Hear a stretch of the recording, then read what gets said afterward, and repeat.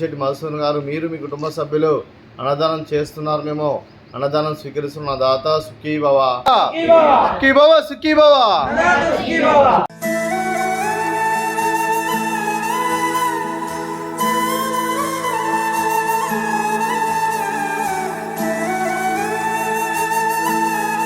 శెట్టి మధుసూదన్ గారు వారి కుటుంబ సభ్యులు అన్నదాతగా వివరిస్తున్న ధన్యవాదాలండి. మీరు మీ కుటుంబ సభ్యులు నిండు నూరేళ్లు ఆయురారోగ్యాలతో అష్టవద్దని కోరుకుంటూ అన్నదాత సుఖీ భవ.